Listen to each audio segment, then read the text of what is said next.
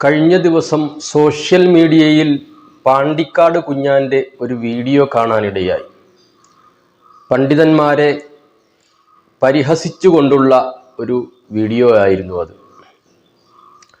ഇന്ന് പണ്ഡിതന്മാരോട് പല ആളുകളും ചോദിക്കുന്ന ഒരു വാക്കുണ്ട്, ഉസ്താദേ, കാലം മാറിയില്ലേ, കോലം മാറണ്ടേ?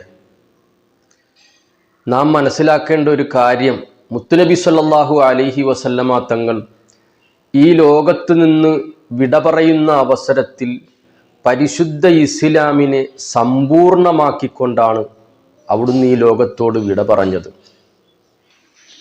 ആ പരിശുദ്ധ ഇസ്ലാമിൽ ഒരു കൂട്ടലോ കുറവോ ഒരു മാറ്റത്തിരുത്തലുകളോ ഇനി സാധ്യമല്ല.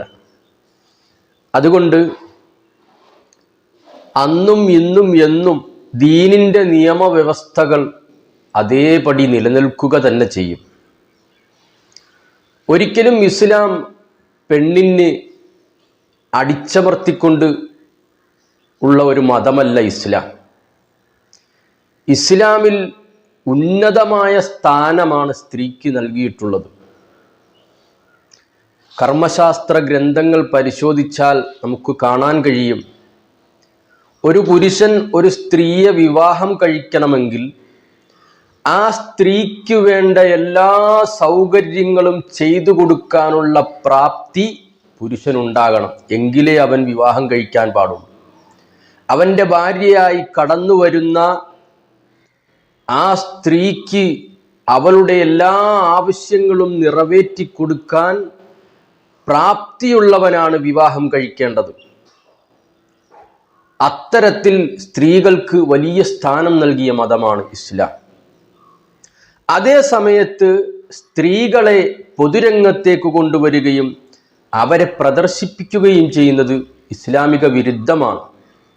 അത്തരത്തിലുള്ള കാര്യങ്ങൾ സമൂഹത്തിൽ പ്രകടമാകുമ്പോൾ പണ്ഡിതന്മാർ അതിനെതിരെ പറയുക എന്നുള്ളത് അവരുടെ ബാധ്യതയാണ്. പരിശുദ്ധ ഖുർആനിൽ അല്ലാഹു കൽപ്പിച്ചത്, വൽതക്കും മിൻകും ഉമ്മത്തുൻ യദ്ഊന ഇലൽ ഖൈരി വയഅ്മുറൂന ബിൽ മഅറൂഫി വയൻഹൗന അനിൽ മുൻകർ. സമൂഹത്തിൽ നന്മ കൊണ്ട് ഉപദേശിക്കുകയും നന്മയിലേക്ക് ജനങ്ങളെ ക്ഷണിക്കുകയും തിന്മയെ തൊട്ട് വിരോധിക്കുകയും ചെയ്യുന്ന ഒരു സമൂഹം നിങ്ങളിൽ ഉണ്ടാകണം എന്ന് പരിശുദ്ധ ഖുർആനിലൂടെ അള്ളാഹു കൽപ്പിക്കുകയാണ്. മുത്തുനബി സല്ലല്ലാഹു അലൈഹി വസല്ലമ തങ്ങൾ പറഞ്ഞത് കാണാം, ഇദാ ലഹറൽ ഫസാദു വസക്കത്തൽ ആലിമു ഫലഅനത്തുല്ലാഹി അലൈഹി. അരുതായ്മകൾ പ്രകടമാകുമ്പോൾ, ദീനിന് നിരക്കാത്ത തെറ്റായ കാര്യങ്ങൾ ഉണ്ടാകുന്ന സമയത്ത് വസക്കത്തൽ ആലിമു, അറിവുള്ളവൻ മൗനം പാലിച്ചാൽ ഫലഅനത്തുല്ലാഹി അലൈഹി, അള്ളാഹുവിൻ്റെ ശാപം അവൻ്റെ മേൽ ഉണ്ടാകട്ടെ എന്നാണ് മുത്തുനബി സല്ലല്ലാഹു അലൈഹി വസല്ലമ തങ്ങൾ പഠിപ്പിച്ചിട്ടുള്ളത്. അതുകൊണ്ട് തന്നെ തെറ്റ് കാണുമ്പോൾ അത് തെറ്റാണ് എന്ന് പറയാനുള്ള ആർജവം പണ്ഡിതന്മാർ കാണിക്കണം. അതാണ് യഥാർത്ഥ ആലിമിൻ്റെ ലക്ഷണം. അത് കേവലം പള്ളിയിലെ മൈക്കിലൂടെ മാത്രം പറഞ്ഞാൽ പോരാ. ഇന്ന് ജനങ്ങൾ ഏറ്റവും കൂടുതൽ കൈകാര്യം ചെയ്യുന്ന വിഷയമാണ് സോഷ്യൽ മീഡിയ.